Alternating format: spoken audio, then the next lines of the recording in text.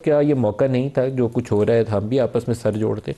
GSP plus के ऊपर हमारी काफ़ी रिलायंस होती है कि हमें कुछ 1-1.5 अरब डॉलर इजाफी मार्केट रिसाई मिल जाती है। अब ज़ीरो रेटिंग हो जाएगी टेक्सटाइल और अप्रैल मार्केट जो है इंडिया के लिए भी। हमें भी कुछ काम करना चाहिए था। जी हाँ, मैं समझता हूँ कि हम इस पे बहुत ज़्यादा काम कर रहे हैं। जीएसपी के ऊपर पिछले 6-8 महीने में तो बहुत एक्टिविटी हुई और बहुत काम हुआ है। और हमारी कॉमर्स की वजारत जो है उनके अगर आप देखें उनकी जो निगोशिएशंस चल रही हैं उस हवाले से उनके 1-2 डेलीगेशंस भी आए हैं और बड़ी कामयाब यहाँ पर मीटिंग्स हुई हैं। So we are very hopeful कि हमारा जो जीएसपी का स्टेटस है वो इसी तरह आगे बढ़ेगा। सर जीएसपी स्टेटस तो बचेगा, लेकिन टेक्सटाइल सेक्टर तो चीखें मार रहे हैं ना। वो कहता है एनर्जी कॉस्ट कम करें, आपकी जो पॉलिसी रेट है उसको रिड्यूस करें, जो टैक्सेशन का बर्डन है उसको रैशनलाइज करें ताकि हम कंपेटिटिव रहें, अदरवाइज हम कम्पीट नहीं कर सकेंगे। इन तीनों चीज़ों पे तो आपको पता है कि हर हफ्ते में 2 मीटिंग्स हो रही हैं और आउटकम भी आ रही सामने। बहुत सी तजावीज़ हैं जो सामने आई हैं, जो इस वक्त ज़ेर बहस भी हैं और निगोशिएशंस में भी हैं। और इस वक्त भी जो सबसे इंटरेस्टिंग चीज़ हुई वो ये कि इस मरतबा तो हमने प्राइवेट सेक्टर को साथ बिठाया। यानी वो जो एक डिवोर्स होती थी सेपरेशन होती थी between the private sector and the government. दिसंबर के महीने में 20% आपकी बरामदात गिरी है, 8% टेक्सटाइल की बरामदात भी गिरी है। अगर आपने इमीडिएटली इशू एड्रेस नहीं किया तो साथ आप पूरे पाकिस्तान को भी बिठा लें तो आउटकम उसकी जीरो है। आउटकम इसी तरह निकलती है ना। आपने रास्ते मसलन आप तो इकॉनमी को बड़ी अच्छी तरह से समझते हैं। अगर आपने फॉर एग्ज़ाम्पल किसी चीज़ को सब्सिडाइज़ करना है तो आपके पास फिस्कल स्पेस होनी चाहिए।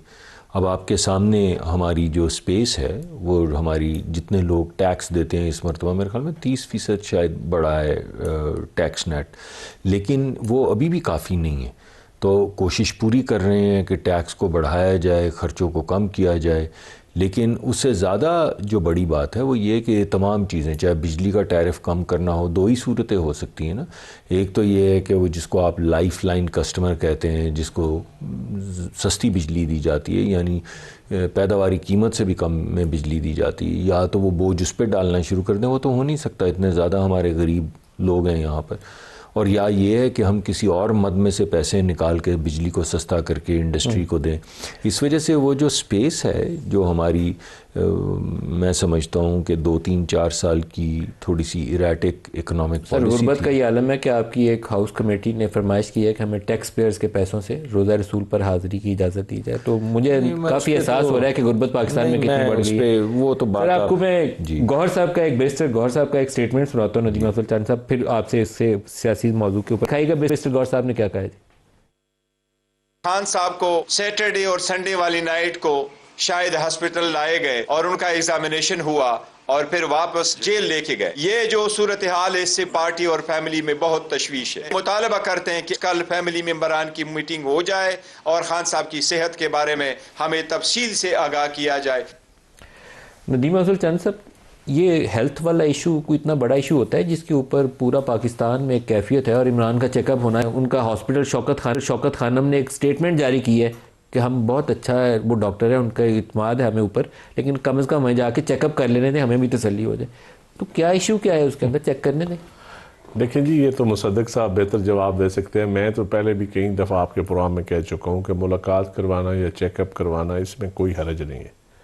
और जब आपने मुल्क में आप इस्तेहकाम लाना चाहते हैं, हुकूमतों का तो काम है कि छोटे छोटे इशू रिज़ॉल्व करें और आगे चलें। जिस तरह मुसद्दक भाई ने कहा है कि ट्रेड के ऊपर, एनर्जी महंगी के ऊपर, ये बड़े इश्यूज़ हैं इस वक्त जो दुनिया में हमारे साथ हो रहा है और हम कम्पीट करने जा रहे हैं। या मैं समझता हूँ कि ये जो हमारे मसाइल हैं हम खामखा इनमें उलझे हुए हैं।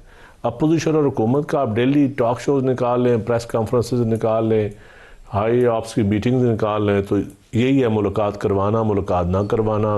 लॉ एंड ऑर्डर कभी वो कलाब हड़ताल पे हैं, कभी कोई है। तो मेरे ख्याल में इन मामलात से इस्तेहकाम कभी नहीं आया।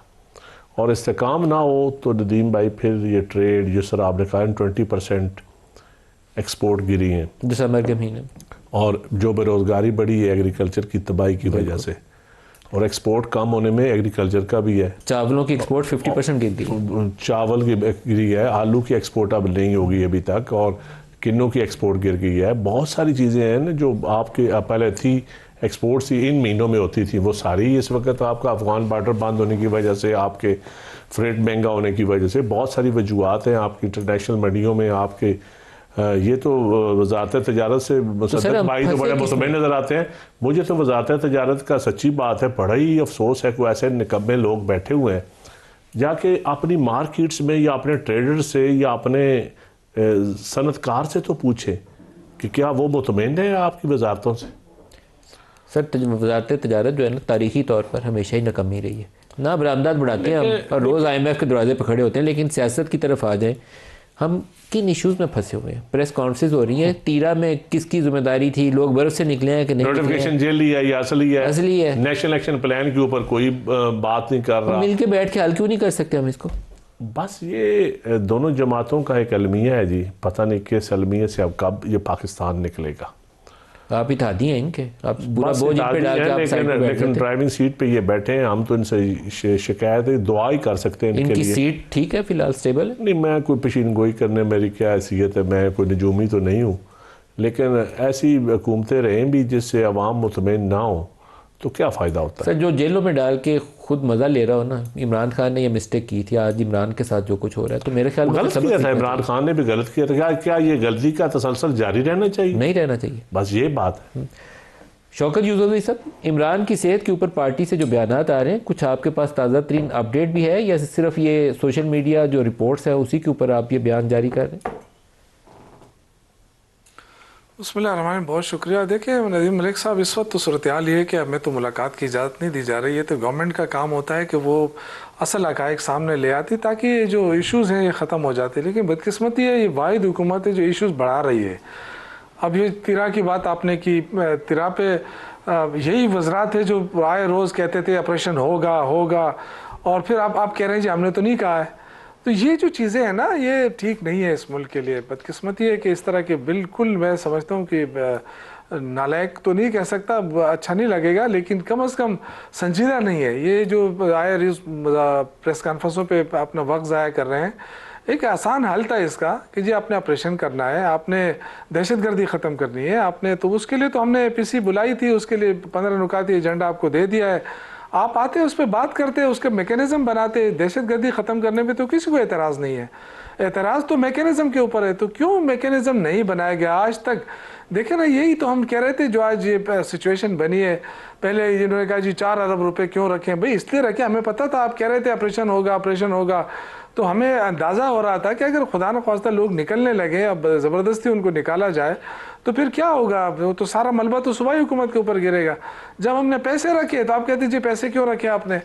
तो मैं समझता हूँ कि ये कोई गैर संजीदा अप्रोच है, ये नहीं होना चाहिए। इस वक्त मुल्क बहुत मुश्किल में है। ये छोड़े सियासत म्यासत की बातें, आपका मुल्क कितना मुश्किल में, कितने दबाव में आ गए हम। इस वक्त जो ईरान और अमेरिका का इशू बना हुआ है, ये कोई मामूली इशू तो नहीं है ना। अगर ईरान ये जो अमेरिका अटैक करता है या कुछ भी कार्रवाई करती है तो हम कहाँ खड़े होंगे। सऊदी अरब ने तो अपना स्टांस ले लिया, बता दिया है, लेकिन क्या हम कर सकते हैं इस तरह? हमारे में अंदर इतनी जरूरत है कि हम जो अमेरिका के साथ जो दोस्तियाँ बढ़ाई इतने हद तक हैं कि उनके पीस बोर्ड में भी शामिल हैं, उनके सब हाँ के हाँ में मिलाते रहें। आज हमारे अंदर ये जरूरत होगी, हम उसको इनकार करेंगे, क्या उस इनकार करने के बाद क्या होगा? तो ये सारी सिचुएशन है। मेरे ख्याल से ये इसाक डार के बस की बात नहीं थी कि वो वजारत खारजा को संभाले और इस तरह के इश्यूज़ पे अपने आप को इन्वॉल्व करे। आपकी देखे ना, चंद साहब ने भी कहा आपकी गैर मुल्की सरमाया कमालुद्दीन साहब 43% तो उसमें कमी आई है। जिरगा के हवाले से हमने इनसे कुछ दिन पहले अपडेट लिया था, दोबारा हमें ज्वाइन कर रहे हैं, पहले इससे पूछ लें इनसे। कमाल साहब आपका बहुत शुक्रिया। ये बताइएगा कि कितने लोग हैं जो तीरा से हिजरत करके अभी तक आए हैं दूसरे इलाकों में? जी नदीम मलिक साहब, तीरा से जो नकल मकानी कर चुके हैं टोटल 17,000, इसमें 13,000 का रजिस्ट्रेशन हो चुका है। जो 13,000 की रजिस्ट्रेशन हुई है, उन लोगों को जो वादा किया गया था कि 2.5 लाख रुपया देंगे आपने बताया था, और 50,000 रुपये महीना किराया का देंगे, इसके अलावा ट्रांसपोर्टेशन कॉस्ट मिलेगी, वो पैसे मिल गए उनको कि नहीं मिले? जी उनको ट्रांसपोर्ट का पैसे मिल रही है, और जो रजिस्ट्रेशन पे 2.5 लाख बताया गया है वो रजिस्ट्रेशन कंप्लीट होने के बाद वो मिलेगा, वो उसके बाद मिलेगा। अच्छा, यहाँ लड़ाई ये चल रही है सूबाई हुकूमत कहती है कि वफाकी हुकूमत ने ज़बरदस्ती निकाला है, वफाकी हुकूमत कहती है सूबाई हुकूमत ने निकाला है। लोग खुद से वहाँ से निकल रहे हैं कि कोई ज़बरदस्ती उन्हें कह रहा है कि जाओ यहाँ पे ऑपरेशन होना है, यहाँ से निकल जाओ? जी नदीम मलिक साहब, बात इस तरह है हकीकत कि ये जो भी रुकनी कमेटी ये आवाम ने खुद बनाई है अपने लिए और अपने लीडिंग के लिए, वो सिलेक्ट किए गए। ये गैर सियासी जो भी रुकनी जरगा कमेटी है, इसमें जो हमारे साथ कमिटमेंट हो चुके हैं, जो हमारा नकल मकानी शुरू है चल रही है, अभी जो चल रही है जो तो हम इसमें मसरूफ है। अगर विफाक जो कह रहे हैं और जो सूबाई हुकूमत का एस्टेब्लिशमेंट का जो मौका पोजीशन है, इसमें हम इन्वाइलेशन नहीं करते और ना हमें ज़रूरत है। अगर हमें ज़रूरत आ जाए तो 24 रुकनी जरगा कमेटी तमाम तर्ज हकायक सामने रखेंगे, इंशाल्लाह तुम्हारे यहाँ पे लेके आएंगे। और हमने जो 24 रुकनी कमेटी ने जो कुछ किया है वो इंशाल्लाह तमाम हकायक पर मुबनी वो इंशाल्लाह मंदिराम पे लेके आएंगे। लेकिन अभी ज़रूरत इसका नहीं है कि हम किसी साइड पे ले, और हमारा जो कमिटमेंट हो चुका है रजिस्ट्रेशन का सिस्टम, ट्रांसपोर्ट का, फूड का, वो चल रही है, इसमें हम मसरूफ है। हमारे ये जो 24 रुकनी आपकी कमेटी थी, इसको यकीन दहानी किसने करवाई थी? सूबाई हुकूमत ने करवाई थी या वहाँ किसी इस्टेब्लिशमेंट के ओहदेदार ने करवाई थी? किसने करवाई थी?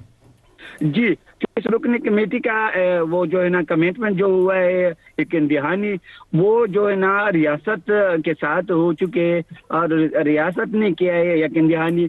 और इसमें अभी हमें जरूरत इस बात की नहीं है। रियासत में से किसने यकीन दहानी करवाई आपको?